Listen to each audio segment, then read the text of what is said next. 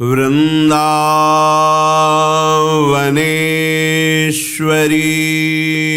तवैव पदारविन्दं प्रेमामृतैकमकरन्द रसौघपूर्णम्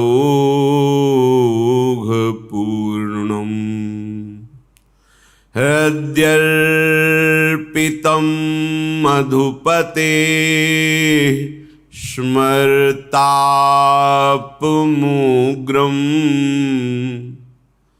निर्वापयत् परमो शीतलमाश्रयामि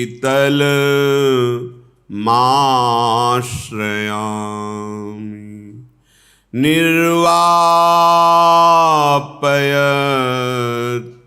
परमशीतलमाश्रयामि। राधा राधा राधा राधा राधा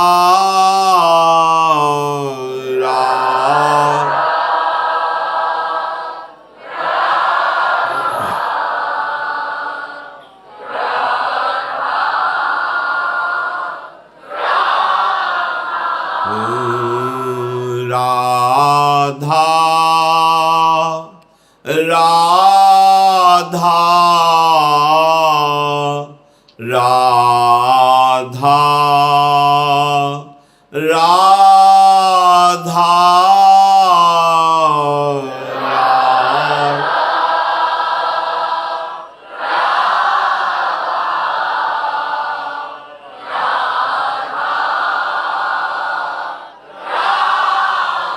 राधा राधा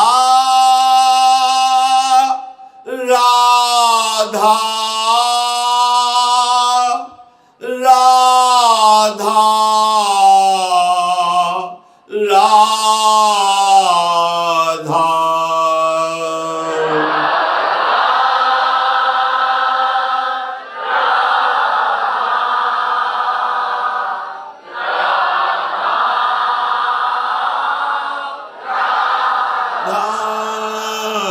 राधा राधा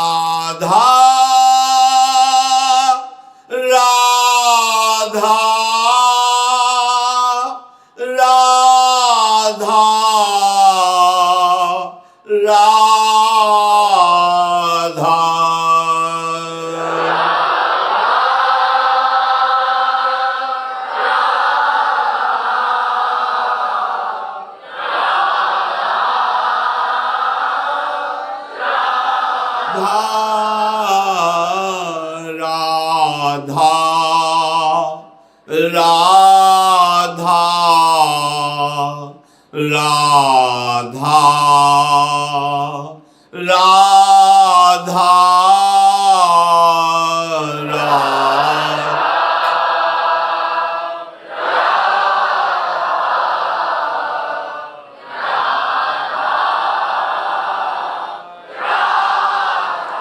श्री राधा वल्लभ लाल की जय। परम सच्चिदानंद घन प्रेमानंद स्वरूप नवनिभृत निकुंज महामहिम परम पावन श्री वृंदावन धाम, श्री वृंदावन धाम के लाडिले युगल चंद श्री श्यामा श्याम और समस्त हित परिकर निज परिकर, हमें बहुत सावधानी से इस कृपा का रसास्वादन करना है। ये जो हमें अवसर मिला है,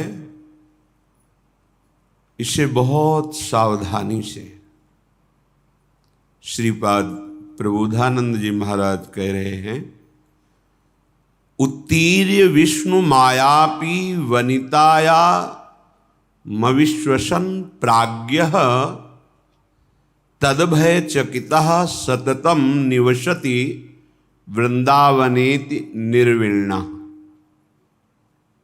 ये जो साधक भगवत मार्ग के पथिक है, चाहे गृहस्थ हो चाहे विरक्त हो, अचानक दृष्टि पड़े और स्त्रियों की तरफ दृष्टि दिखाई दे तो हमें अच्छा नहीं लगता, चाहे बाहर के हो चाहे यहाँ के हो। हजारों अनंत नेत्र वाले भगवान के तुम दास हो, ये कौन सी चाल है जो आगे पीछे देखना, अगल बगल देखना। जो अपने कल्याण का निश्चय करके भगवत मार्ग में चला है, ये असावधानी हटा दीजिए, नहीं इतने बड़े दिग्गज काम क्रोधों को परास्त कर पाना तुम्हारे बस की बात नहीं, भगवत कृपा से होती है। ये जो ताक झांको वाली वृत्ति है, इसको शासन में रखो अपने नेत्र इंद्रियों को। सिद्धांत के विपरीत चलोगे तो ऐसे फिसलोगे कि कोई पकड़ने वाला नहीं मिलेगा। सिद्धांत से चलोगे तो जो फिसलने वाला मार्ग है वही तुम्हें आगे बढ़ा देगा। ये भागवतिक अध्यात्म मार्ग है। बहुत चुभता है जब अचानक दृष्टि पड़ती है और कोई भी साधक आगे पीछे माता बहनों की तरफ देखते नजर आता है, तो लगता है ये अपना सर्वनाश करने का उपाय कर रहा है। जो चाहे आपन कल्याणा, सुजस सुमति शुभगति शुभनाना, सो परनार लीलार गोसाई, तजो चौथ के चंद किनाई। जैसे चौथ का चंद्रमा देखा तो कलंक लगी जाएगा। यदि सुजस चाहते हो, सुगति चाहते हो, सुंदर मति चाहते हो, भगवत आराधन करना चाहते हो, तो ये चंचल नेत्रों को शासन में रखने का स्वभाव बनाओ। मार्ग में चलते हुए या समाज में बैठे हुए जिस लक्ष्य में हो उसी का चिंतन, झुके हुए नेत्र होने चाहिए। ये जो दंडता दिखाई देती है, इधर उधर गर्दन घुमाना, इधर देखना उधर देखना, पतन में सेकंड लगता है, चढ़ने में जन्म के जन्म लगते हैं, ध्यान रखना। अध्यात्म की ऊंचाई में चढ़ने में जन्म के जन्म लगते हैं, भ्रष्ट होने में सेकंड लगता है। बस संकल्प बना कि गए। बहुत चुभता है। हम काम है हृदय में, क्रोध है, लोभ है, मोह है, मद है, मत्सर है, इनसे लड़ने के लिए साधन मार्ग में आए हैं। सावधान, नाशाग्र दृष्टि साधक की होनी चाहिए। मंत्र चल रहा है या श्रवणेन्द्री के द्वारा शास्त्र सिद्धांत भगवत रस लीलाओं का पान करते हुए उनमें डूब रहे। ये कौन सी वृत्ति है? पीछे कौन बैठा है, बगल में कौन बैठा है, इधर देखना उधर देखना। बिल्कुल स्वभाव छोड़ दीजिए। ये स्वभाव परमार्थ की तो बात जाने दो, स्वार्थ में भी जीने लायक नहीं रखेगा। तुम स्वयं अपने आप में जलोगे। ये दुर्वासनाएं अग्नि हैं, वो तुम्हें स्वयं जलाती रहेंगी। उत्तीर्य विष्णु मायामपि वनिता या मविश्वसन प्राज्ञ। यदि तुम अपनी बुद्धि को भगवत मार्ग में लगाना चाहते हो तो श्री जी की सखियां हैं। ये श्रीधाम वृंदावन है। चराचर जगत में दैवी शक्ति के रूप में देखो, पर वृंदावन आए हो तो बहुत सावधान। ये लाडली की प्रिय सखियां हैं, इनके चरणों को देखो, प्रणाम करो। बस बार बार इधर उधर गर्दन हिलाना बड़ा भारी पड़ जाएगा। धाम छूट जाएगा, नाम छूट जाएगा, बचा क्या फिर? क्या बचा? वासना वैसे ही सर्वनाश कर रही है। उपासना छूट गई तो वासना ही वासना तो रह गई। ये भगवान हरि की प्रबल माया सतोगुण रजोगुण तमोगुण तीन गुणों का विस्तार करते हुए सबको ठग रही है। अगर बच पाया है तो मामे वे प्रपद्यन्ते माया में ताम तरंति थे। केवल मेरे चरणों का आश्रय ले लो, श्री गोविंद कह रहे, ठाकुर जी कह रहे, केवल मेरे चरणों का आश्रय ले लो। कैसे साधक हो? जहां मन आया वहां तुम्हारी नेत्रेंद्री जा रही, जो मन आया श्रवणेंद्री से सुन रहे, जो मन आया वाक्येंद्री से, ये क्या है? साधना हो रही। फिर जब वेश को गालियां मिलती हैं तो सब ऐसे, गुरु को गाली, इष्ट को गाली, संत जनों को गालियां। हे सत्संगी हैं, देखो ये, देखो ये बैरागी है, बहुत सावधान। इन दुष्ट इंद्रियों पर शासन करने का अवसर हमें दिया है भगवान ने। इनको स्वतंत्र छोड़ने का, इनको मनमानी आचरण करने का नहीं दिया है। साधु होके या भक्त होकर, वैष्णव होकर, भगवत मार्ग के पथिक होकर इंद्रियों को ऐसे मत छोड़ो, बहुत शासन में रखो। प्राज्ञः, तभी तुम्हारी बुद्धि वास्तविक सतमार्ग को जान पाएगी।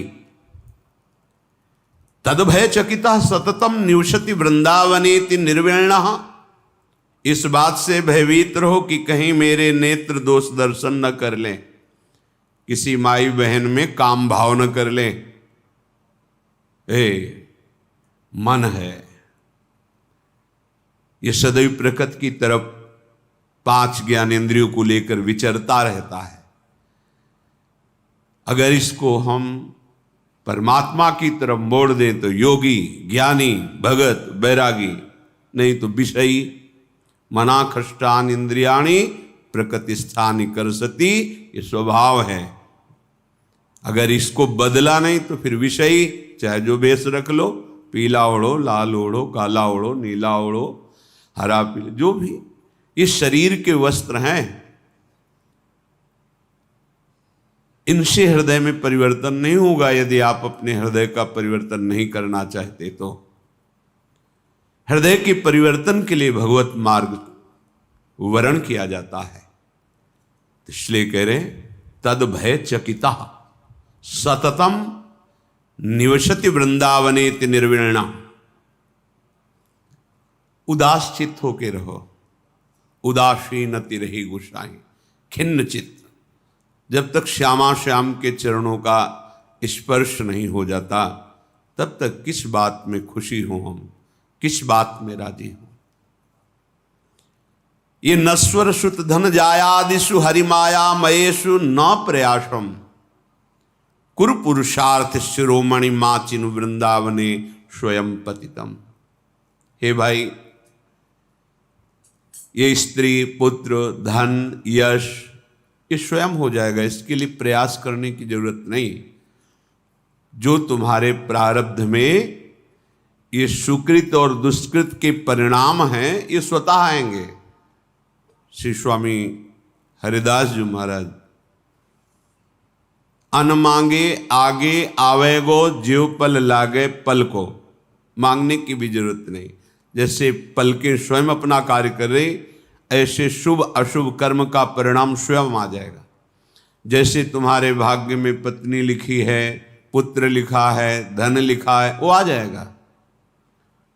तुम्हें पुरुषार्थ करना है जो भाग्य में नहीं है। क्या भाग्य में नहीं? कह रहे कुरु पुरुषार्थ शिरोमणि माचिनु वृंदावने स्वयं पतितम। हे वृंदावन धाम, आपके लाडले श्यामा श्याम के चरणों में प्रेम हो जाए और मैं उनके चरणों को पकड़ के लौट जाऊं, अश्रु प्रवाह से उनके चरण प्रक्षालन करूं, ये तुम्हारे भाग्य में नहीं लिखा।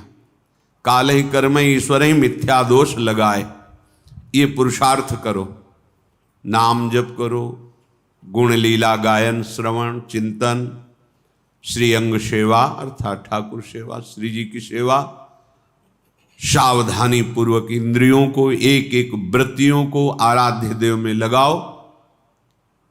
कुरु पुरुषार्थ शिरोमणि, ये पुरुषार्थ का शिरोभाग है।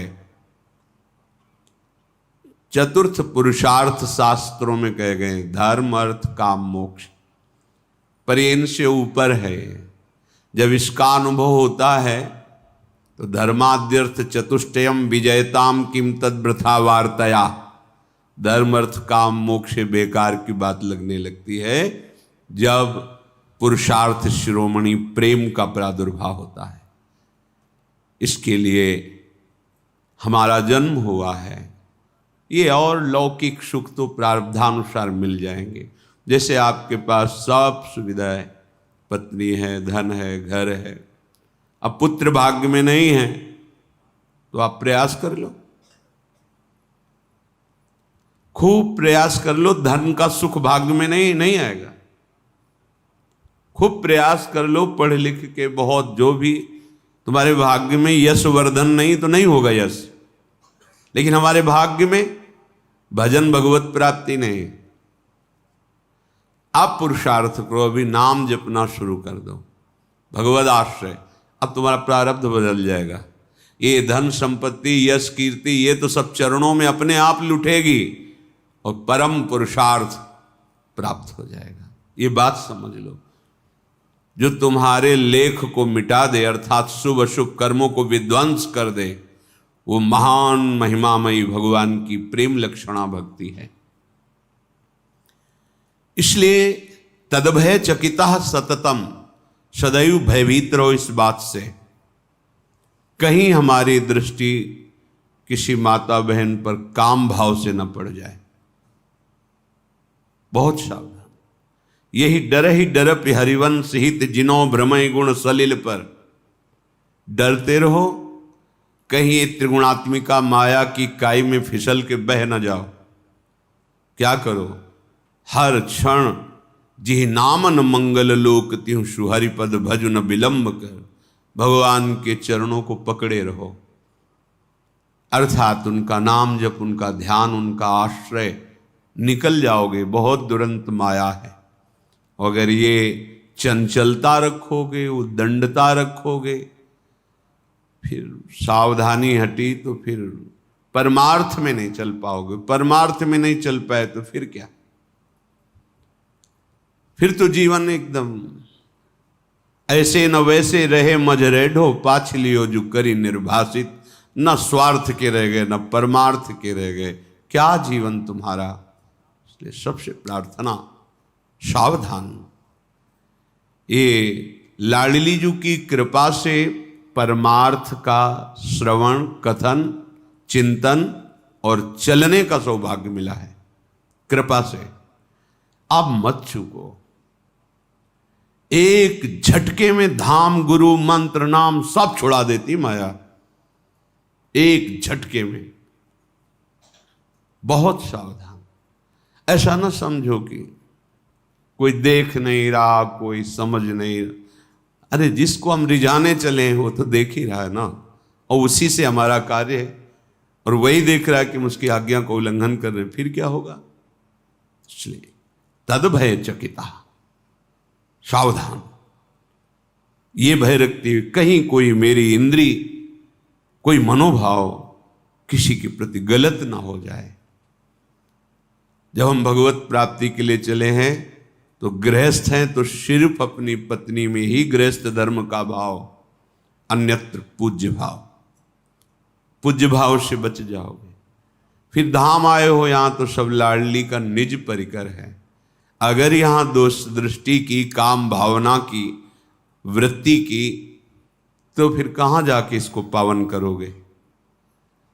तीर्थों में अपराध बन जाए तो तीर्थराज, तीर्थराज में बन जाए तो पुरियां, पुरियों में बन जाए तो धाम, धाम में बन गया तो वज्र की लीक। बहुत सावधान। ये कृपा से मिला हुआ है। अगर धाम के प्रति अपराध बन गया, धाम के प्रति ऐसे कुभाव बन गए, तो फिर जो परमार्थ है वो हाथ नहीं आएगा।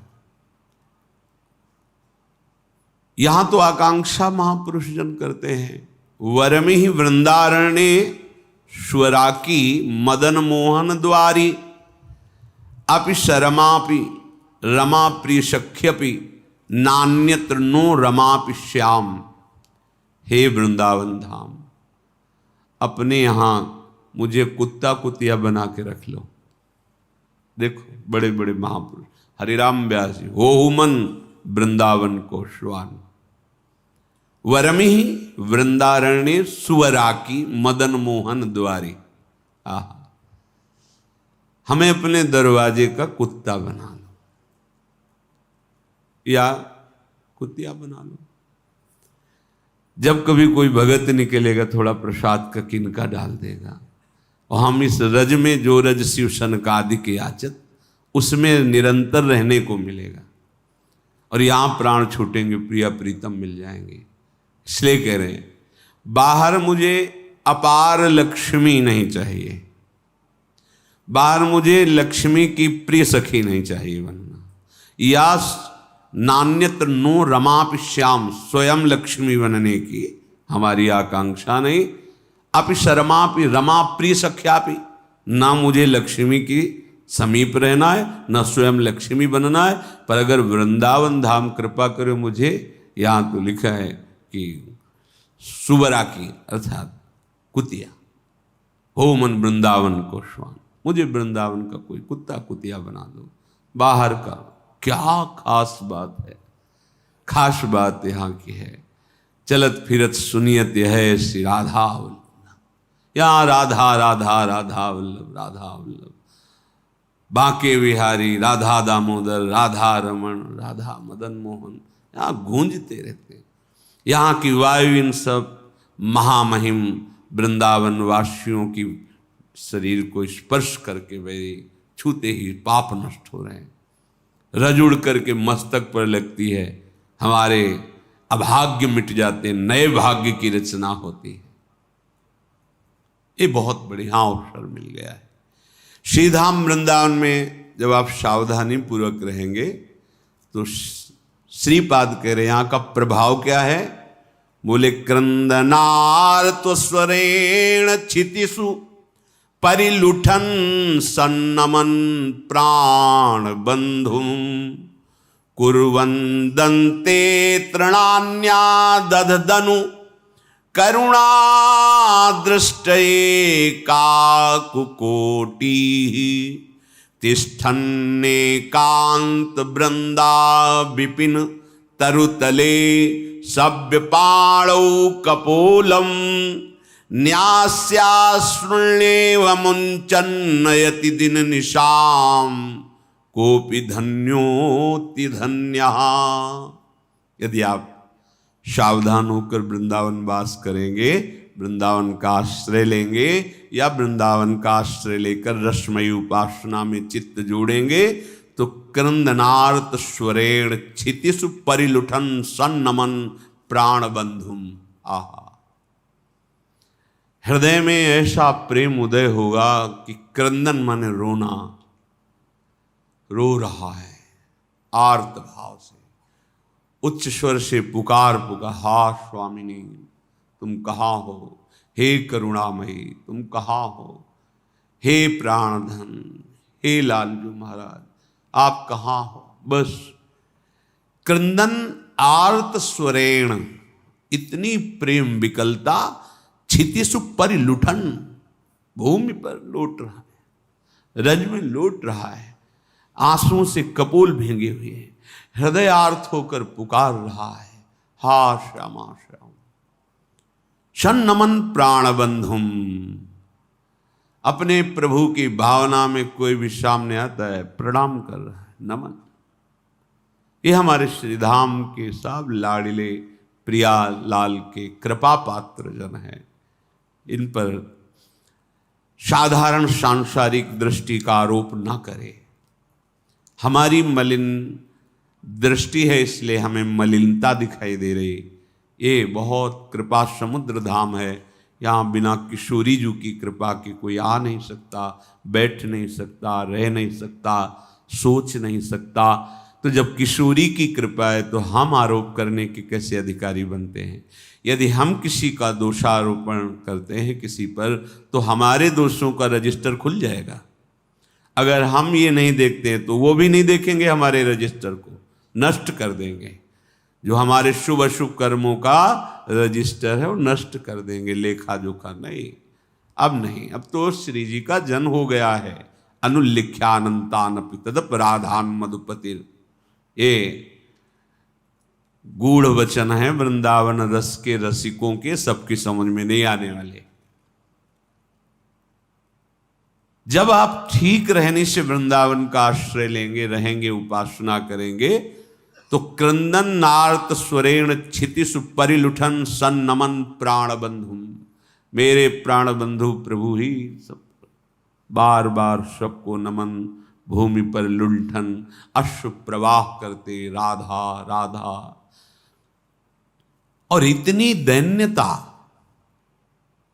कुर्वन दंते तृणान्या दधदनु करुणा दृष्टे काकुकोटि, एक कृपा कटाक्ष के लिए दैन्य होकर के मानो मुख में तृण दबा कर, मैं बहुत नीच हूं, मैं बहुत अधम हूं, क्या हम पर लाडली की कृपा होगी, क्या हे स्वामिनी कभी करुणा करके नूपुरों की धुनी झनकार करते हुए आप पधारेंगे। ओ हृदय में चिंतन, कितना उच्च कोटि का चिंतन पहुंच गया। तिष्ठन एकांत वृंदा विपिन तरुतले सभ्य पाणौ कपोलम, किसी वृंदावन की लता के नीचे हथेली पर कपोल रखते, रो रहा है बैठे। न्यस्याश्रुण्येव मुंचन यति दिन निशाम, रात दिन प्रिया प्रीतम के चिंतन में, रात दिन श्यामा श्याम की मिलन की आकांक्षा में हथेली पर कपोल रखे हुए अश्रु प्रवाह करते हुए, कोपी कोई ऐसा धन्योत्यन्यनन्य, श्यामा श्याम का अनन्य होकर धन्याति धन्य हो गया। इसलिए कह रहे हैं कि वृंदावन में मुझे श्वान बना दो, ऐसे जीव बना दो, क्रमी बना दो। पीछे आया था कि बाहर का मैं ब्रह्मा जैसा वैभव नहीं चाहता, पर वृंदावन की नाली का मुझे कीड़ा बना दो। कभी गलबैया दिए सरकार निकलेंगे, हमारी दशा को देखेंगे तो हमें निहाल कर देंगे, क्योंकि अति उदार विव सुंदर सुरत सूर सुकुमार, अति उदार हैं हमारे प्रिया प्रीतम, बहुत कृपाल। इसलिए कह रहे तुम चिंता मत करो, ये श्रुत बनिता आदि जान स्वार्थ रत ना करु नेह सभीते, अंत ही तो ही तजेंगे पामर तू न तजय बहीते, मन पछतई है अवसर। ये अवसर केवल केवल प्रेम प्राप्ति के लिए, भगवत प्राप्ति के लिए है, भगवत चिंतन के लिए है। इसलिए हमें जो थाती मिली है, वैभव मिला है, कृपा मिली है, इसको समझो। विश्व में सबसे बड़े आप धनी हो, बड़ा आपका आदेश पालन होता है, बड़ा सम्मान होता है। मरने के बाद क्या होगा? क्या होगा? शरीर, वैभव, सम्मान सब यही रह जाएगा ना। तो एक वर्तमान के लिए इतना अमूल्य जीवन नष्ट कर दिया, भविष्य के लिए क्या है तुम्हारे पास? जो तुमने समेटा वो सब पार्थिव, ये नाशवान, जादू का तमाशा। लेकिन आए तुम किस लिए थे? सच्चिदानंद के लिए। ये मानो दे साधन धाम मोक्ष कर द्वारा, पाए न जे परलोक सम्हारा। ये परम पद प्राप्ति के लिए मनुष्य जीवन है। चाहे जितना बैंक बैलेंस कर लो, चाहे जितने भोग एकत्रित कर लो, जब शरीर ही छूट जाएगा फिर क्या साथ जाएगा? हम ये नहीं कहते कि तुम सन्यास ले लो, नहीं। सब कर्म करते हुए जो धर्म युक्त हैं, भगवत चरणारविंद का आश्रय लेकर उनको अर्पित करते हुए, नाम जप करते हुए जीवन को भगवन्मय बना लो। अगर जीवन में प्रभु का अस्तित्व तुम्हारे प्रकट नहीं हुआ तो साहब, बड़े बड़े चक्रवर्ती सम्राट कहाँ हैं उनके महल, कहाँ है उनका आदेश, कहाँ है उनका वैभव? ये धरती सबको निगल गई। सावधान।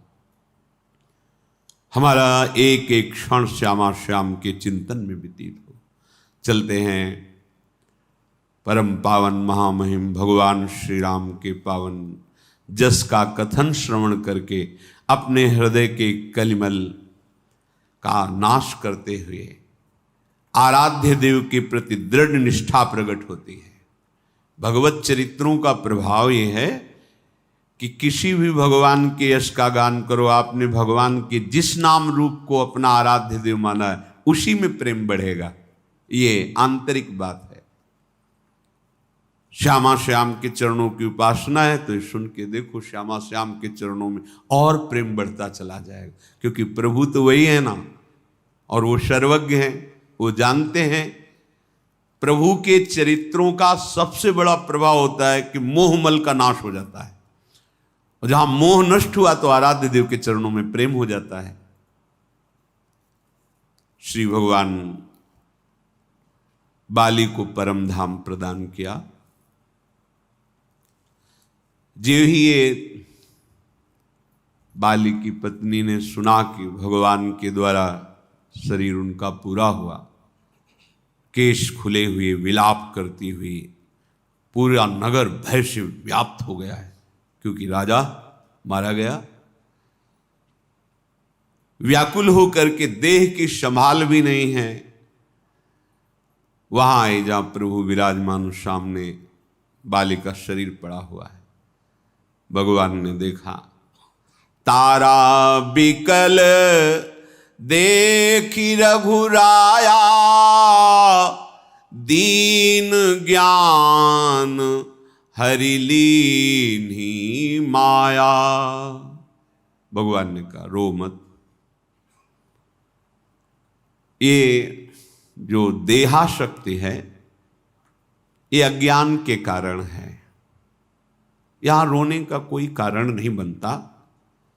क्षिति जल पावक गगन समीरा, पंच रचित अति अधम शरीरा, प्रगट सुतनु तब आगे सोवा, जीव नित्य के ही लगी तुम रोवा। तुम किसके लिए रो रहे हो? क्या तुम शरीर के आसक्ति के सिवा और कुछ जानते हो? जो इसमें तत्व आत्म तत्व वो तो नित्य है, उसे नैनम छिन्दन्ति शस्त्राणि नैनम दाति पावकः न चैनम क्लेदन्त्यापो न शोषयति मारुतः। वो तो अमर है, नित्य है, सच्चिदानंद में, उसे तो मारा ही नहीं जा सकता, और उससे तुम्हारा परिचय था नहीं। परिचय तो पंचभूतों से रचित शरीर में था। सो तुम्हारे सामने, तुम रो किसके ले रही हो? शरीर से प्यार करती थी, अब भी है वो, और जो चला गया जिसे तुम कह रहे हो उसको तो तुम जानती भी नहीं हो। फिर जिसको जानती नहीं उसके लिए रोना क्या बनता है? अच्छा, और रोना तब बने जब उसकी कोई हानि हो सके। वो तो नित्य सच्चिदानंद तत्व है, उस पर कोई हानि नहीं, तुम्हारा रोना क्या? उपजा ज्ञान चरण तब लागी, लीन्हे सी परम भगति बर मांगी। उमा दारू जो सित की नाई, सब ही नचावत राम गोसाई। भगवान की कृपा से तारा जी के हृदय में शुद्ध ज्ञान का प्रादुर्भाव हुआ। भगवान की कृपा से भगवान के चरणों में लिपट गई और कहा, प्रभु अब अपने श्री चरणारविंद की अविरल भक्ति प्रदान कीजिए। भगवान ने अपने श्री चरणों का प्रेम तारा जी को प्रदान किया। भगवान शिव कहते, हे उमा, ये प्रभु सबको कठपुतली की तरह नचाते हैं। कठपुतली पर्दे के बाहर होती है और नचाने वाला पर्दे के पीछे होता है। देखने वाला का मनोरंजन एक ही व्यक्ति अंदर कर रहा है। अपनी अंगुलियों में अलग अलग डोरे बांधे गांव में देखा है, तो छोटे थे तब देखा था। वो राजा मंत्री सब 4-5-6 ऐसे मंच पे उतारे वो कठपुतलियाँ, और वही अपनी अंगुलियों पे कोई नाच रहा है और वही कई आवाज बदल के बोल रहा है। एक आदमी, हम लोग तो छोटे थे तो दौड़ के पीछे जाके देखते थे, कई लोग हैं, वो एक ही आदमी आवाज बदल बदल के बोल रहा है, अंगुलियों से नचा रहा है। वो तो छोटा सा एक उदाहरण है। अनंत ब्रह्मांडों में एक ही है, एक अलग अलग रूप, अलग अलग आवाज, अलग अलग चेष्टा करके कैसा नाटक रचे। जासु कृपा सब भ्रम मिट जाए, गिरजा स्वयं कृपाल। भगवत कृपा से जिसे बोध हो जाता है सब भ्रम खत्म हो जाता है। तब सुग्रीव वहीं आयशु दीन्हा, मृतक कर्म विधिवत शव कीन्हा।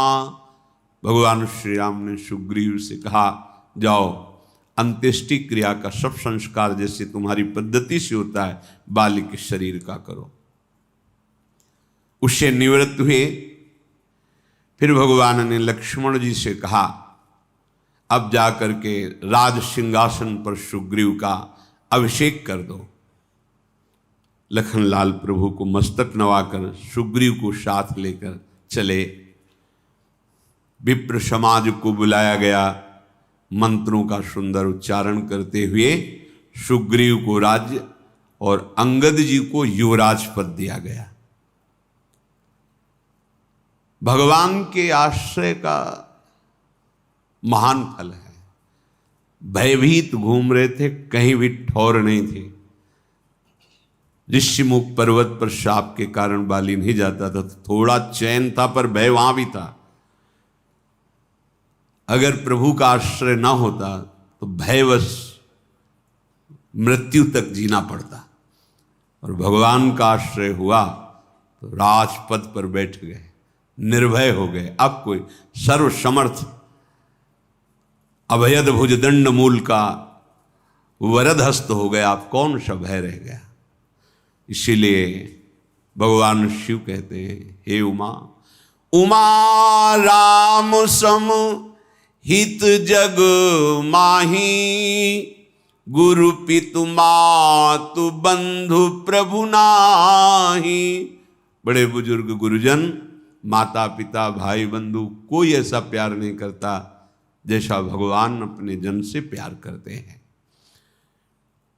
कोई किसी से प्यार करता है तो दिखाई देता है कि वो उससे प्यार करता है, पर वो उससे नहीं प्यार करता, वो अपने स्वार्थ से प्यार करता है। स्वार्थ लागी करे सब प्रीत। अगर स्वार्थ ना हो फिर प्रेम, फिर तो दो ही करते हैं, तुम तुम्हार सेवक असुरारी। स्वार्थ रहित जग जुग उपकारी, ये दो ही परोपकार की भावना से स्वार्थ रहित प्रेम करते। एक तो भगवान सबसे, और एक भगवान के भाव में मगन संत जन, भक्त जन, प्रेमी जन। देखो, बाल त्रास व्याकुल दिन राती, तन बहु ब्रन चिंता जर छाती। घाव से युक्त शरीर क्योंकि पीटता था बाली, और हृदय जलता रहता था, कोई उपाय नहीं था पूरे जीवन भर के लिए बाली से कोई रक्षा कर सके। सुग्रीव की ऐसा कोई उपाय नहीं रह गया था। लेकिन जब भगवान का आश्रय मिला तो देखो आनंद ही आनंद छा गया। भगवान जैसे मित्र, राजपद प्राप्त होगा, अब कोई दुख नहीं, कोई भय नहीं, कोई चिंता नहीं। यदि ऐसे प्रभु का आश्रय छोड़कर कोई अन्य उपायों से सुख चाहता है तो इसका मतलब वो घोर विपत्ति में फंसने जा रहा है। भगवान शिव कह रहे हैं, जानत हूं अस प्रभु परिहरई, काहे न विपत्ति जाल नर परही। कलयुग का ऐसा प्रभाव होता जा रहा है, बुद्धि इतनी मलिन होती जा रही है कि सत्य को स्वीकार करने की उसमें ताकत ही नहीं रह गई। बस वर्तमान के दिखावी भोगों में वो सुख मान करके अपने अमूल्य समय को नष्ट कर रहा है।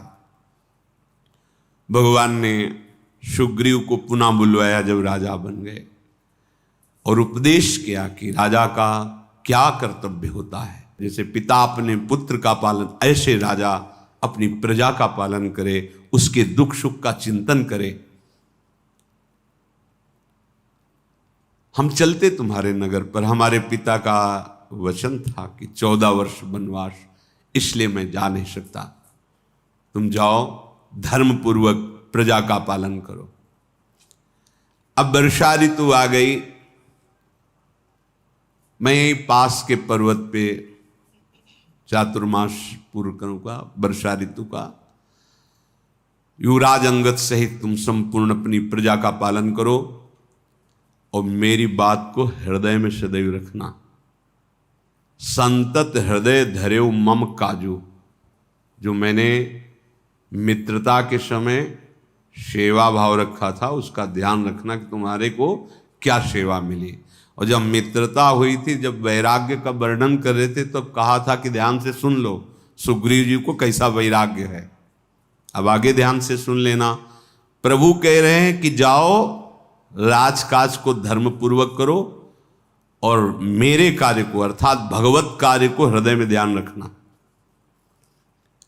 प्रभु यहां वास करेंगे, ऐसी भावना से देवताओं ने पहले ही सुंदर गुफा की रचना की थी और बहुत से देवता रूप बदल करके कोल भीलों के रूप में, पशु पक्षियों के रूप में भगवदानंद लेने के लिए प्रवर्षण पर्वत पर विराजमान थे। भगवान विराजेंगे इसलिए संपूर्ण प्रकृति अपनी शोभा का विस्तार किए हुए, सुंदर सुंदर लताएं आलिंगित हैं वृक्षों में, सुंदर पुष्पों के गुच्छे ऐसी सौरभ भौरे मतवाले होकर गुंजार कर रहे हैं। नवीन नवीन अंकुरण, सुंदर फल, रसीले फल, ऐसे प्रकृति पूरा स्वागत के लिए भगवान के। भगवान भ्राता लखन जी के सहित प्रवर्षण पर्वत पर विराजमान हुए। अपनी दिनचर्या करने के बाद जब लखनलाल के साथ बैठते तो प्रभु कोई न कोई महापुरुषों की चर्चा। लखनलाल से कहने लगे, देखो देखो ये वर्षा का समय कितना सुहावना लग रहा है, मेघ गरज रहे हैं, बादल आ रहे हैं। लक्ष्मण देखु मोर गण नाचत बारिद पेखी, ग्रही बिरत रत हरस जसु विष्णु भगत कहूं देखी। देखो लक्ष्मण, इन बादलों का गरजना तो देखो मोरों को कितना आनंद हो रहा है। जैसे बादल आ करके गरज रहे तो मोर कुह कुह कर नाच रहे। कैसे? जैसे ममता आसक्ति से रहित गृहस्थ के घर में जब कोई भगवत प्रेमी महात्मा पधारता है तो जैसे उसका हृदय नाच पड़ता है, ऐसे बादलों की गर्जना सुनकर मोर कुह करके नृत्य कर रहे हैं। आकाश में बादल घूमड़ घूमड़ कर घोर गर्जना कर रहे हैं। बिजली की चमक बादलों में ठहरती नहीं है। जैसे दुष्ट पुरुषों की बुद्धि स्थिर नहीं रहती, अभी कुछ कहा फिर कुछ कहा, फिर कुछ कहा फिर कुछ कहा।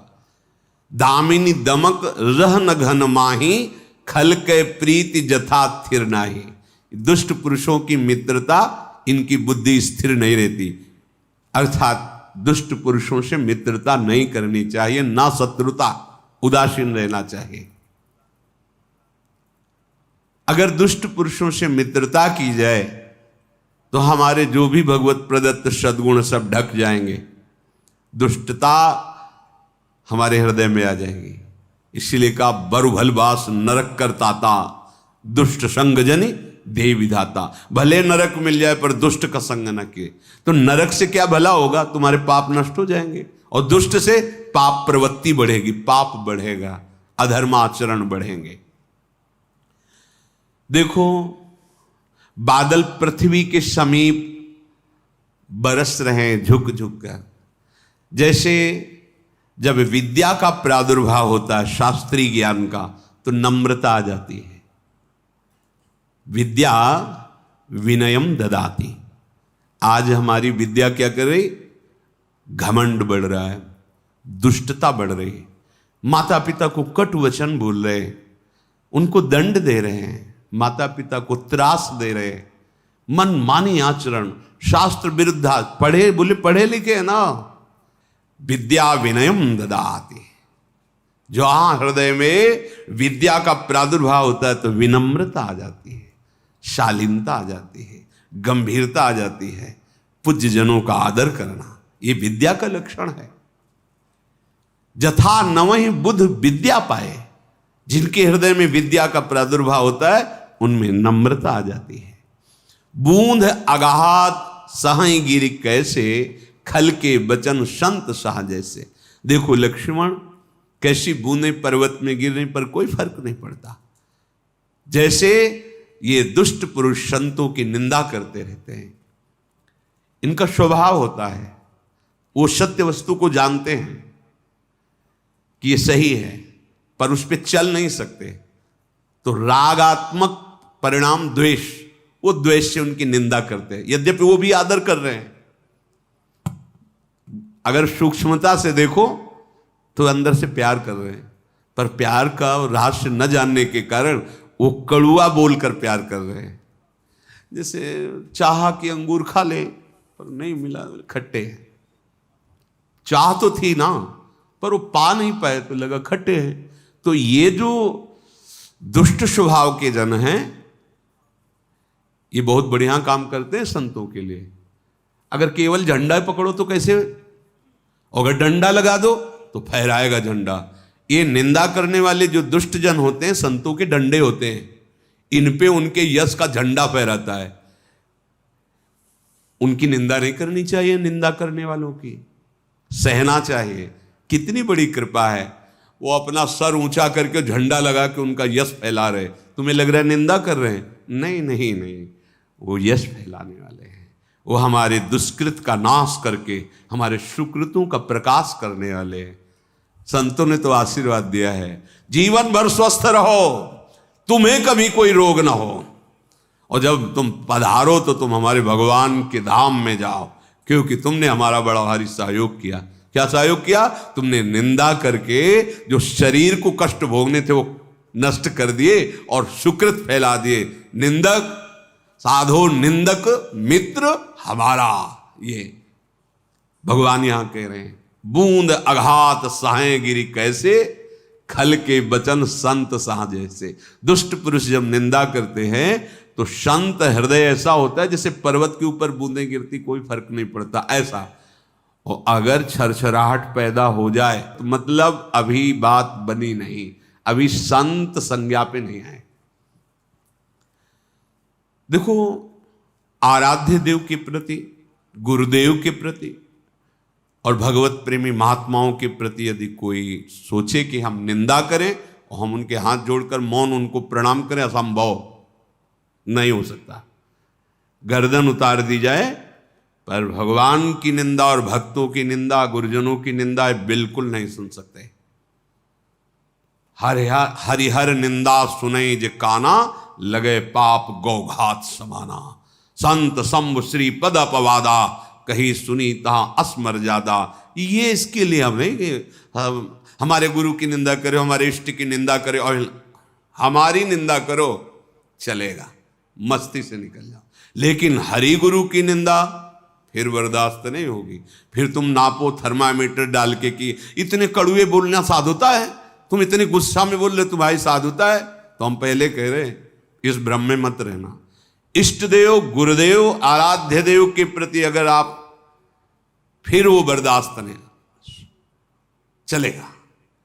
हमारी निंदा करो, हम निंदा लायक हैं, चलेगा। लेकिन हमारे इष्ट गुरुदेव की निंदा कदापि नहीं सुन सकते। दम ना हो तो कान में अंगुली डाल के भाग जाए, सुने ना। अगर दम हो तो बोलने लायक न रखे, अर्थात अपनी वाणी के द्वारा, अपने प्रभाव के द्वारा उसे मूक कर दे, निस्तेज कर दे, निष्प्रभावित कर दे। ऐसे नहीं होता कि कोई हरि की निंदा करे, कोई भगवान के प्रति ऐसे हम ये नहीं। कायरता नहीं है, साधुता और कायरता में अंतर होता है। धर्म के लिए, आराध्य देव के लिए प्राणों की आहुति दे दे, ये उपासना है, उन्हीं के लिए पूरा जीवन है। तुम उन्हीं का अपयश करो, हमारे सामने उनकी अवहेलना करो, बिल्कुल बर्दाश्त नहीं होगा। अगर हमारी अवहेलना करो, अपमान करो, तो हम उनके चरणों का आश्रय लेकर उनकी कृपा बल से सह के निकल जाएंगे। लेकिन आप उनका अपराध करो उनके प्रति, वो बर्दाश्त नहीं। जिस समय वेन भगवत निंदा कर रहा था तो संत जन पहुंचे, समझाया कि देखो तुम्हें जो राजपद मिला है वो भगवान की कृपा से ही मिला है, आप ऐसा मत करो, भगवान की निंदा भगवत। ये राजमद, पदमद, धनमद, ये बहुत यौवन मद, ये सब बड़े बेकार के हैं, ये बुद्धि भ्रष्ट कर देते हैं। थोड़ा बल शरीर में आया तो उनको लगता है कि मैं महाबली हो गया हूं, अब परास्त ही नहीं हो सकता। बड़ा बल, ताली, भगवान नृत्य कर रहे थे, शिव जी ताली बजा दी बढ़िया अच्छे से ताल पे, तो प्रसन्न हो गए, शास्त्र भुजाएं दे दी बाणासुर को। जाके पर्वत में मारता तो पर्वत टूट जाता, जिस दिग्गज को ललकारता वो भाग जाता, सामने टिकता नहीं। बाणासुर के बल से नहीं कि महादेव इस पर प्रसन्न है। वो लौट के महादेव जी के पास ही गए, बोले गुरु हाथों में खुजली हो रही है, आपके सिवा कोई जोड़ नहीं है। हंस पड़े, जगत गुरु भगवान शिव हंस पड़े कि हम ही से बल प्राप्त करके हम ही को ललकार रहा है कि आओ हमारी भुजाओं से दो दो हाथ कर। बोले आप मिल जाएगा, तुम्हारी भुजाओं की जड़ से खुजली में सुदर्शन चक्र से काटा भगवान ने। जब 4 रह गए तो शिव जी आगे आगे ले नहीं, बस इतना तो रह ले। तो बोले आप ही की आज्ञा का अनुमोदन कर रहे हैं। ऐसा ये यौवन मद, बल मद, ये धन मद, ये पद मद, ये ऐसे हैं जो आराध्य देव का अपमान करने लगते हैं।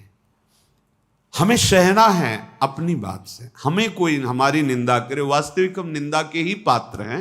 अगर कुछ भी है तो मेरे गुरुदेव, मेरे आराध्य देव की कृपा से, अन्यथा अगर हमें पर्सनल देखो तो हम में तो कोई सद्गुण नहीं।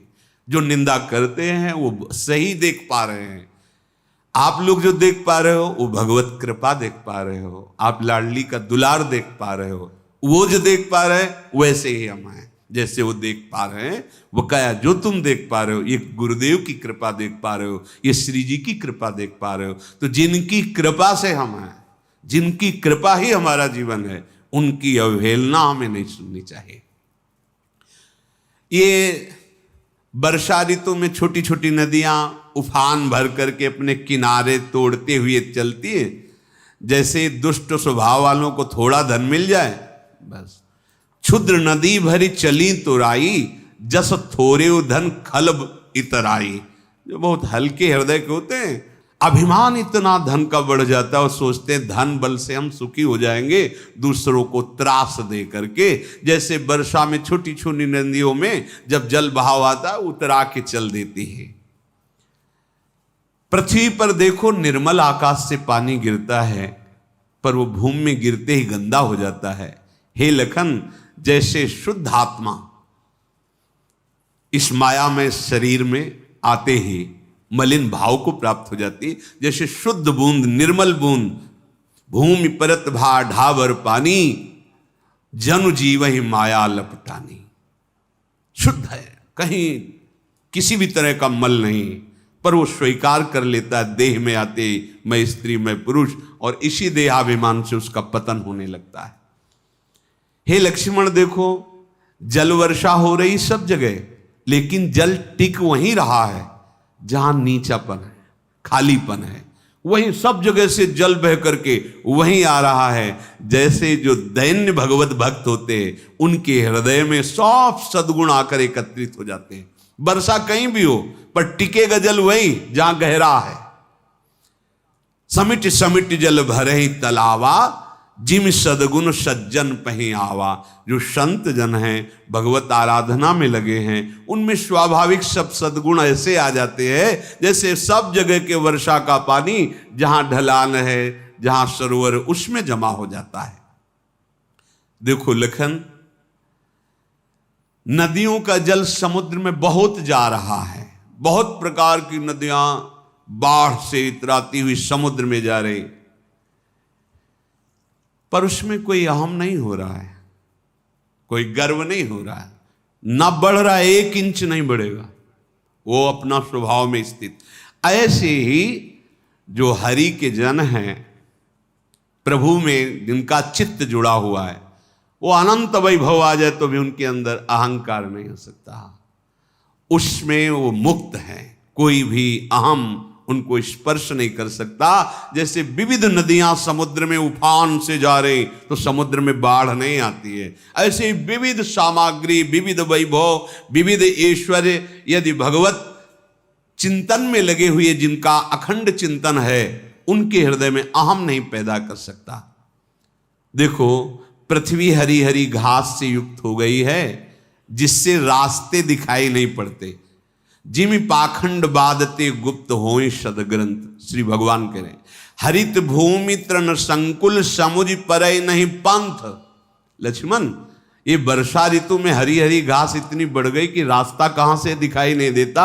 जैसे जब पाखंडी जन पाखंड का विस्तार करते हैं तो सदग्रंथ गुप्त हो जाते हैं, लुप्त हो जाते हैं, दिखाई नहीं। सतमार्ग क्या है समझ में नहीं आता।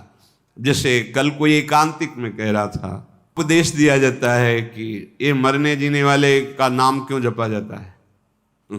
गजब का कलयुग का प्रभाव। भगवान स्वयं गीता जी में, शास्त्रों में, भगवान जन्मने मरने वाले हैं, उनका नाम ऐसा है।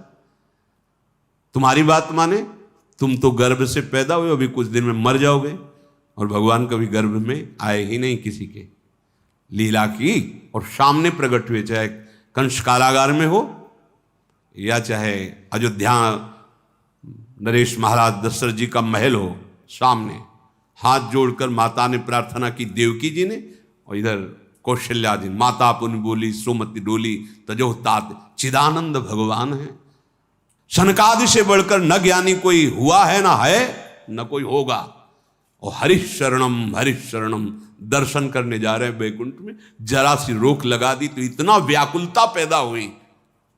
अब भगवान कह रहे कि जैसे वर्षा ऋतु में बड़ी बड़ी घास हो जाती है तो मार्ग कहां से दिखाई नहीं देता, ऐसे पाखंड का प्रचार करने वाले सदग्रंथ सतमार्ग को लुप्त कर देते, गुप्त नहीं। ब्रह्म ज्ञान बिनु नारी नर करें न दूसर बात, कौड़ी लागी लोभवश करें विप्र गुरु घात। यह है ब्रह्म ज्ञान। अरे ब्रह्म ज्ञान सर्वम खलमिदम ब्रह्म, फिर निंदा किसकी, फिर विरोध किसका, ये खंडन मंडन किसका। ज्ञान एक अखंड, प्रेम वही सच्चिदानंद स्वरूपों में। पता नहीं चल पाता कि कौन से सिद्धांत लेकर बोला जाता है कि भगवान के शिव विग्रहों का अपमान, भगवान की सेवा नाम का अपमान, भगवान की लीला चरित्रों का अपमान। ये कलयुग की चाल है जो भ्रष्ट करके, कलयुग ने ब्रह्मा जी से वादा किया है कि पिताश्री आप चिंता मत करो, ये सतयुग भैया जो कह रहे हैं ना कि हमारे राज्य में कोई नरक नहीं जाएगा, तो हम उनके छोटे भाई वादा करते हैं हमारे राज्य में कोई परम पद नहीं जाएगा। क्यों? क्योंकि ऐसा मार्ग, बोलो, कहते हैं मनुष्य हैं 100 ग्राम का बांट 7 दिन ऐसे रखो, 100 ग्राम, केवल 100 ग्राम छिंगुनी में ऐसे 100 ग्राम का बांट लेकर के 7 दिन 7 रात ऐसे रखो। गिरिराज जी उठाने 21 किलोमीटर की गिरिराज जी, एक किंग कोबरा लाओ और उसके साथ खेलो 2 मिनट, अभी जिंदा रहो तो बताना। कालिया नाग रौंद दिया ठाकुर ने, थोड़ा सा जहर चख के दिखाओ, पूतना का पूरा जहर पी गए और पीते ही पीते परम पद पहुंचा दिया।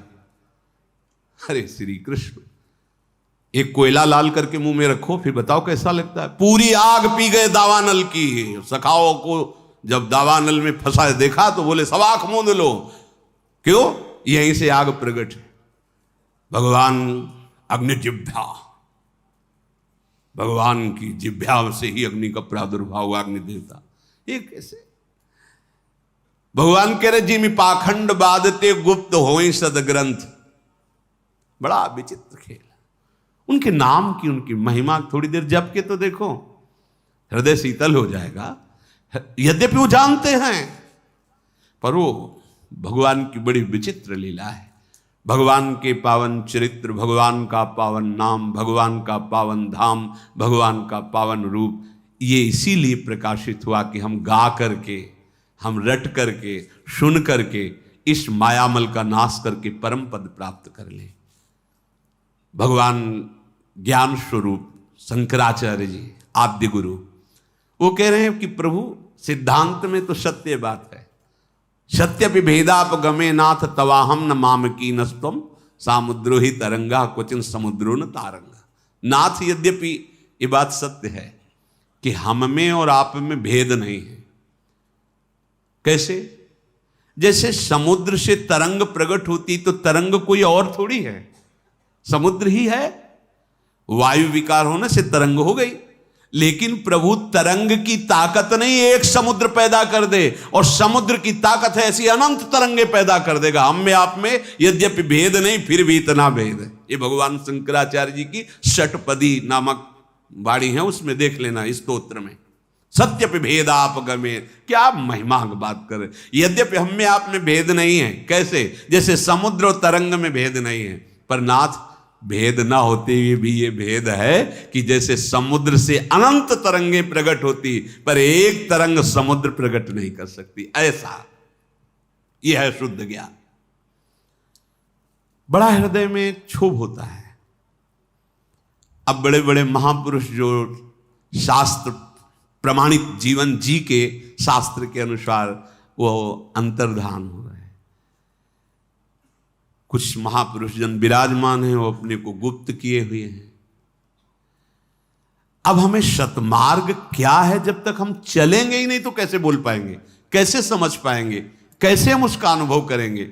चलना, ये मोबाइल देवता की जो सृष्टि हुई, सतमार्ग चलना, बहुत मतलब कदम कदम पे लड़खड़ा के गिरा देंगे।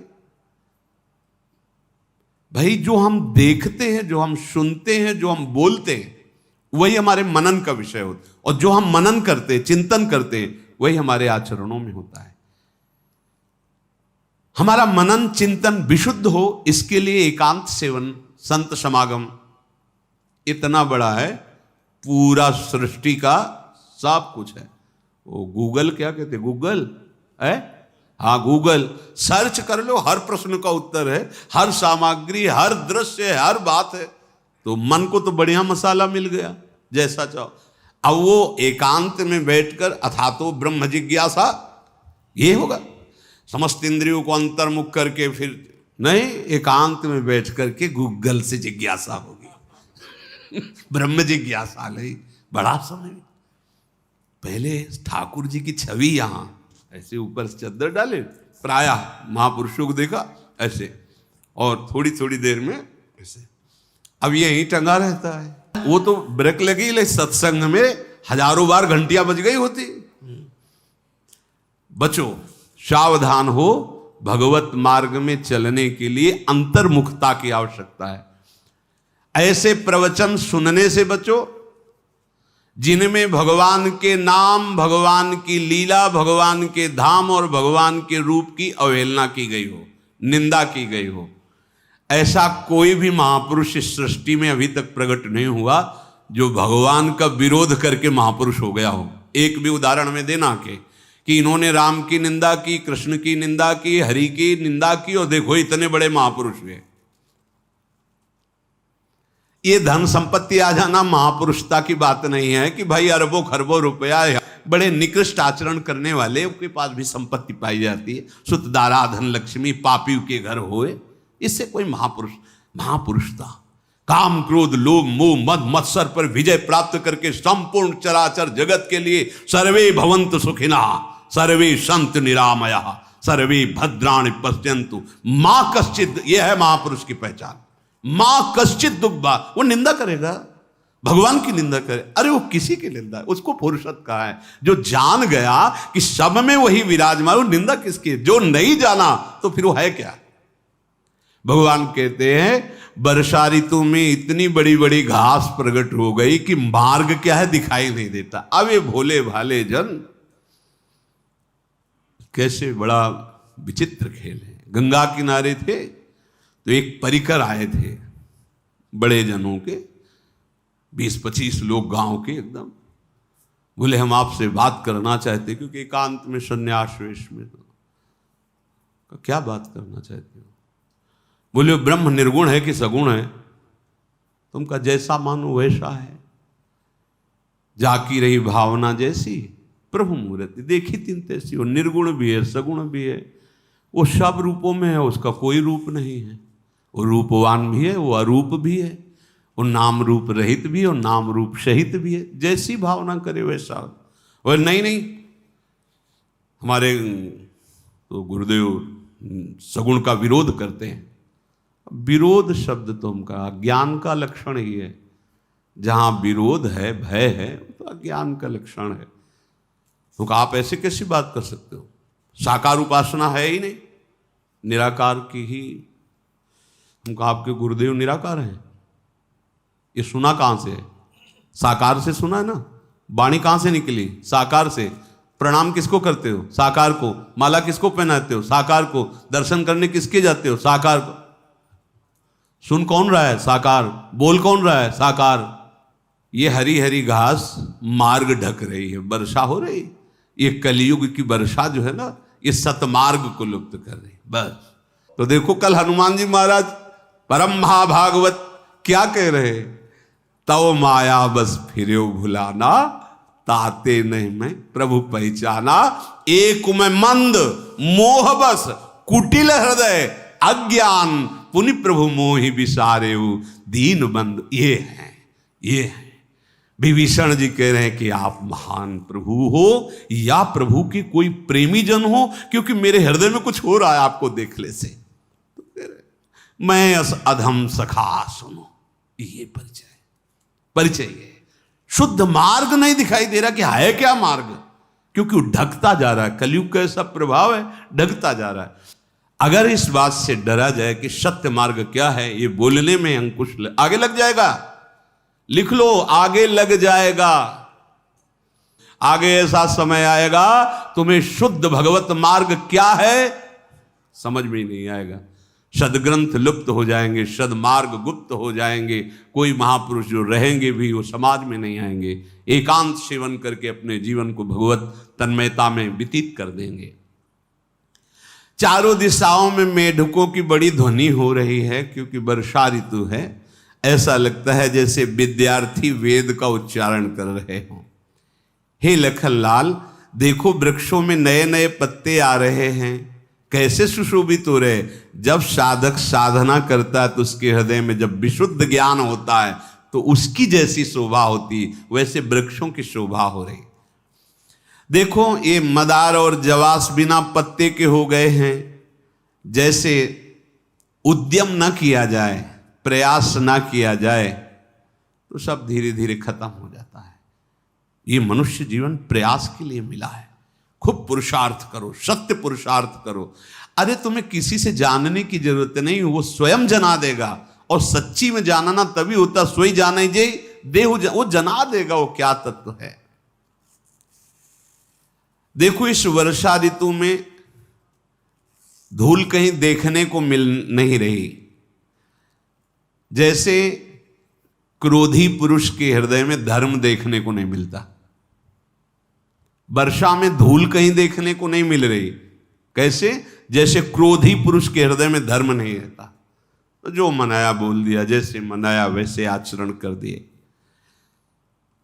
देखो वर्षा से अन्न वाली खेती कैसे लहलहा रही है। जैसे परोपकार की भावना वाले पुरुष को संपत्ति घेर लेती है। ध्यान रखो, संपत्ति चाहते हैं पर दूसरे को दुख देके, दूसरे का धन नहीं मिलेगी, वो तुम्हें क्लेश देगी, तुम्हारा पतन कराएगी। क्या करो? दूसरों को सुख देने की बात। ये बड़ा रहस्यमय खेल है। दूसरों को तुम तृप्त करने की बात सोचो, तुम कभी भूखे नहीं रहोगे। दूसरों को दुख ना पहुंचे ऐसी भावना करो, तुम कभी दुखी नहीं होगे। पर यहां उल्टा भाव है, इसीलिए दुख विपत्ति में हमारा चित्त कष्ट पाता रहता है। हे लखनलाल, देखो रात के घने में, अंधकार में ये जुगनू कैसे चमक रही है। जैसे दंभियों का समाज एक साथ हो जाए तो चमकता है। अंधेरे में जुगनू टिम टिम टिम, बहुत सी जुगनू। ऐसे ही दंभ जो है अज्ञानियों के बीच में चमकता है। तुम कौन हो? ना तुम भोगी हो, ना तुम रोगी हो। ये शरीर और इंद्रियों का खेल है। इनसे अलग हो करके ही देखो, तुम्हें कभी कोई भोग परास्त नहीं कर सकता। कभी कोई आकांक्षा तुम्हारे अंदर है ही नहीं। तुमने आकांक्षा वाले क्षेत्र को पकड़ रखा है, नाशवान शरीर को, भोगवान शरीर को। इसीलिए तुम्हें लग रहा है कि मैं भोगी हूं, मुझे कामना सता रही है, क्योंकि तुम अपने शरीर को अपना स्वरूप मान बैठे हो। कैसे समझावे? महावृष्टि चली फूट कियारी। जब ये वर्षा होती तो खेतों की मेड़ फोड़ करके पानी बहता है। ऐसे ही यदि मन को स्वतंत्र कर दिया जाए, चाहे वो बच्चा बच्ची हो, चाहे स्त्री पुरुष हो, भ्रष्ट हो जाते हैं। शासन की जरूरत है। देखो, विवेकवान का शासन शास्त्र होते हैं। जैसे 9 अवस्था है, तो इसमें बड़े भाई, पिता, परिवार के जन का शासन, डर, तो हमारा मन डरेगा। समाज का शासन तो मन डरेगा, कानून का शासन तो मन डरेगा। भगवान का शासन तो विवेकवान मानते हैं कि नहीं नहीं, भगवान देख रहा है, मैं कोई अधर्म आचरण नहीं करूंगा। तो जिनका मन स्वतंत्र व्यवहार करता है, वो ऐसे जैसे वर्षा में पानी उफनाकर क्यारियों को तोड़ फोड़ कर बह रहा है, ऐसे ही मनमानी आचरण करने वाले धर्म सिद्धांतों का उल्लंघन करके ऐसे ही बहते रहते हैं माया के प्रवाह में। जैसे चतुर किसान खेती को निकाता है, निकाना कहते हैं घास आदि जो विरुद्ध अन्न को नष्ट करने वाले तृण हैं उनको निकालना। ऐसे ही जो चतुर उपासक है, वो अपने हृदय में बसे हुए काम, मोह, मद, मान का एक एक का त्याग कर रहा है।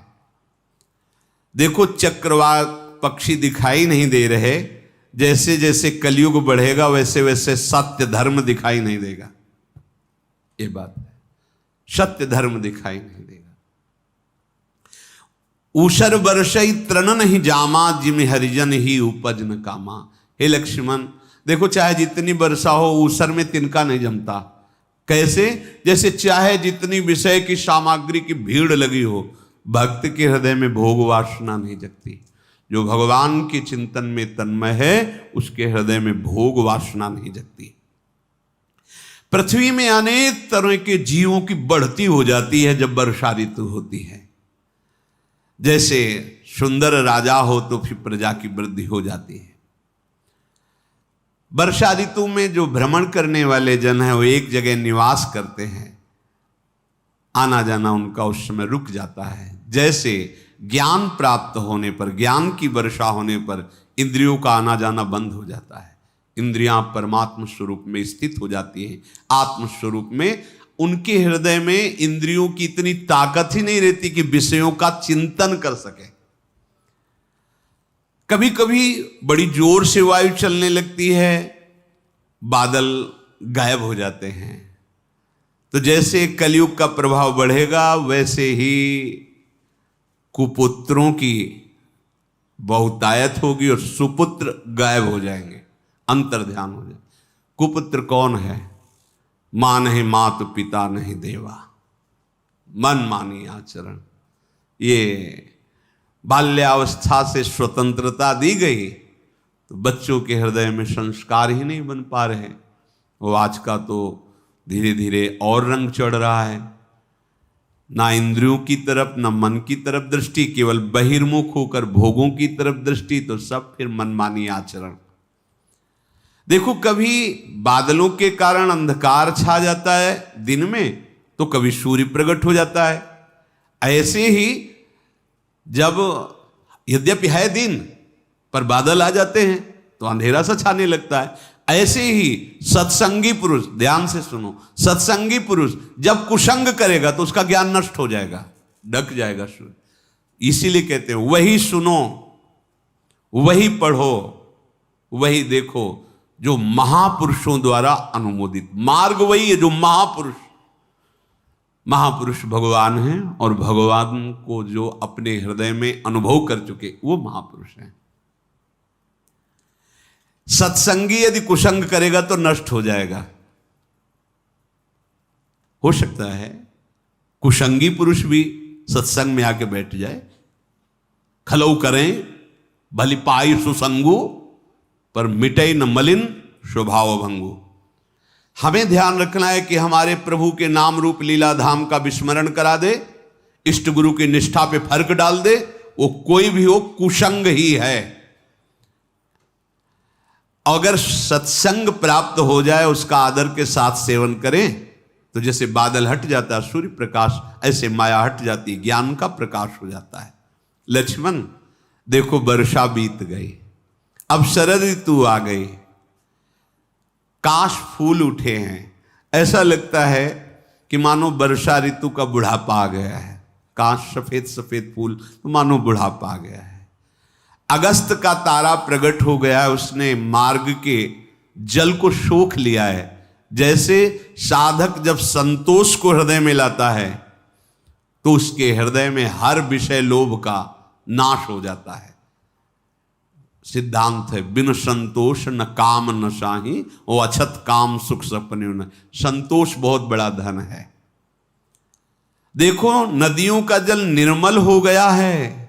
जैसे साधक साधना करके अपने हृदय को अहंकार मोह और काम से रहित कर देता है, ऐसा नदियों का हृदय निर्मल हो गया।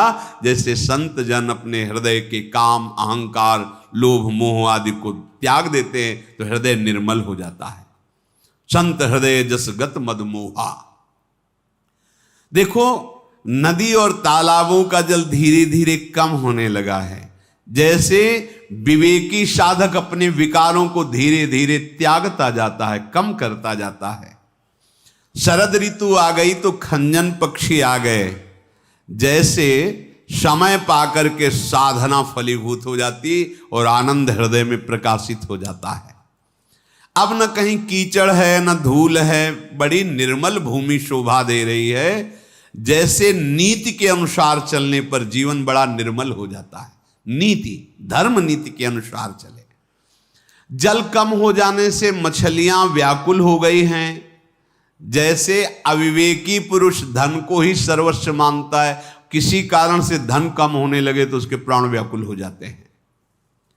देखो बिना बादलों के निर्मल आकाश शोभा पा रहा है। जैसे भक्त का हृदय समस्त आशाओं से शून्य होकर शोभा पाता है। भक्त के हृदय में कोई अन्य आशा ही परमम दुखम नैराश्यम परमम सुखम। कहीं कहीं थोड़ी थोड़ी शारदी वृष्टि हो रही है। जैसे किसी बिरले को मेरी भक्ति प्राप्त होती है। कहूं कहूं वृष्टि शारदी थोरी, को एक पाव भगत जिमि मोरी। देखो अब चातुर्मास संपन्न हुआ तो राजा तपस्वी व्यापारी ये विजय तपस्या व्यापार भिक्षा के लिए हर्षित होकर निकल पड़े हैं। जैसे श्री हरि की भक्ति प्राप्त करके चारों आश्रमों वाले परमानंद में मगन हो जाते हैं। चाहे वो ब्रह्मचारी हो, गृहस्थ हो, वानप्रस्थ हो, सन्यासी हो, जब हरि की निर्मल भक्ति का उदय होता है वो परमानंद में मगन हो जाते हैं। देखो जहां अगाध जल होता है वहां मछली को बड़ा आनंद होता है। हे लखन, ऐसे जो श्री हरि के चरणों का आश्रय ले लेता है उसे आनंद ही आनंद होता है। सुखी मीन जे नीर अगाधा, जिमि हरि शरण न एको बाधा। पता नहीं कौन सा ज्ञान है जो भगवान से विमुख करता है, हमारी तो समझ में नहीं आया। बड़े बड़े ब्रह्मज्ञानी महापुरुषों का दर्शन हुआ, संभाषण हुआ, उनकी चरण धूलि माथे पे चढ़ाई, नारायण नारायण या प्रणव जप रहे। कोई ऐसा तो नहीं मिला जो भगवत चरित्र पूज्यपात शिवड़िया बाबा चलते फिरते मूर्तिमान ब्रह्म पद्मासन लगाए बैठे, भागवत हो रही, कथा हो रही, चर्चा। सनक सनंदन सनातन एक प्रवक्ता बन गए, तीन भगवान की चर्चा करें। भगवान शंकर उमा जी श्रोता बन गई, आप चर्चा। पता नहीं आज कौन सा ज्ञान विस्तार हो रहा है कि भगवान की चर्चा, भगवान के नाम, भगवान की सेवा पूजा का, ये है कलयुग की चाल। भगवान का विरोध ये तभी तो अधर्म आचरण फैलेगा। यहां स्वयं भगवान कह रहे कैसा आनंदित होता है जीव, बोले सुखी मीन जे नीर अगाधा, जिमि हरि शरण नहीं को। जैसे अगाध जल में मछली किलोल करती आनंदित, ऐसे भगवान की चरण शरण में जीव परमानंद में डूब जाता है। कमलों के फूलने से देखो सरोवर की कैसी शोभा हो रही, जैसे सगुण ब्रह्म की भूतल पर शोभा होती है। भौरे अनुपम शब्द गुंजार कर रहे हैं, पक्षी नाना प्रकार के शब्द कर रहे हैं। हे लखनलाल, चकवे को बड़ा दुख हो रहा है। जैसे दूसरे की संपत्ति को देख करके दुष्टजन जलते रहते हैं। पपीहा रट लगाए हैं, उसको बड़ी प्यास है पर उसकी प्यास बुझती नहीं है।